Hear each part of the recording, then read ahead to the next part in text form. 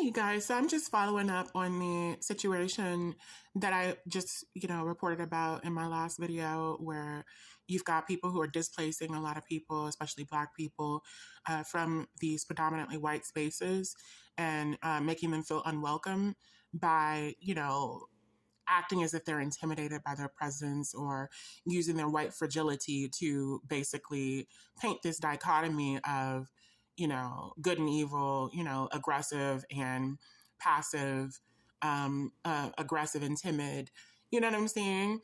Like, just because you are a non-white person in this space, you automatically are intimidating.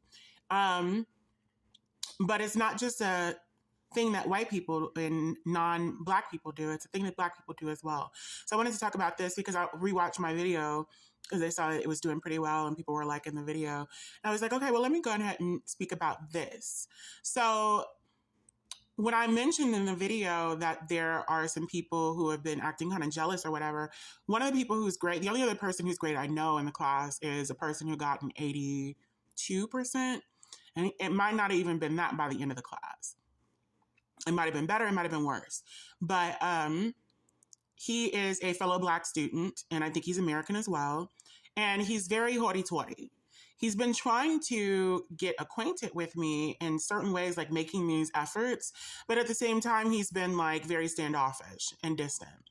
So like this is the first time I kind of like took him up on his, his prodding to be acquainted or whatever. And I like tried to show him 10 seconds of Yue Liang Dai Biao Shin, the song, the Chinese song that I sang that you can look up on through YouTube. It's My Heart Is Always Shaking. Excuse me.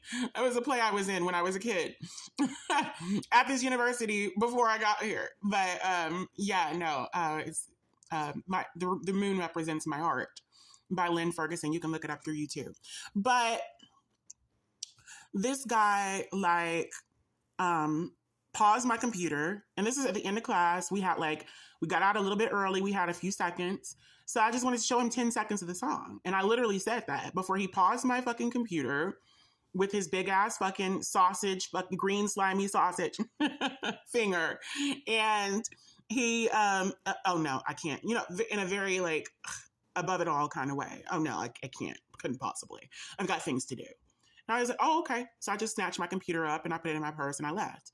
And, he tried to come out the class and catch me at the elevator and be like, oh, sorry, I just was this, that, and the third. I've got, work after this and this, and the third. And I'm just thinking to myself, you stayed in that classroom for like at least 30 more seconds after the 10 seconds that I would have taken from you. And you still somehow are standing here talking to me for even longer, trying to figure out if I was offended, because he went on to ask me, prodding to know, was I offended by his behavior? I hate when people do this stuff like that, because it's like, do you want me to be offended by your behavior? Are you trying to see if mission is accomplished? Like, what's going on? So it's just weird to me. But I just, I was just very, oh no, about it. And I just wanted to speak on this, speak to this situation or whatever, because I felt like it was very pertinent. Corollary to the previous video, my most recent video about the white girl who transferred out of our Chinese class after the first day because I tried to show her 10 seconds of my song, the same song that I sing excellently in Chinese. And this guy, the reason that I know his grade is because he told me right before the end of the semester. So I was, I asked him, because I was like, hey, I'm thinking that we're both doing very well in the class or whatever. And I just found out I had a 98. So I was like thinking, okay, I must be right behind him or something, or right neck and neck with him. Because I thought he was like the top of the class. Come to find out that he had an 82%. And he was like, what do you got? And it's like 98. He's like, what?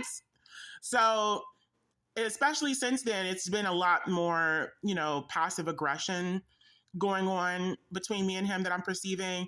I don't know if I'm perceiving that right or what, but it's just been weird. And after this incident that just took place that I just described, I don't think that I'm misreading that situation. But I just wanted to bring this to you guys because, me as a Black transgender woman, I don't just get it from white people and from anti-Black people. I get it from anti-trans people. So I just wanted to put that out there because it's really unfortunate.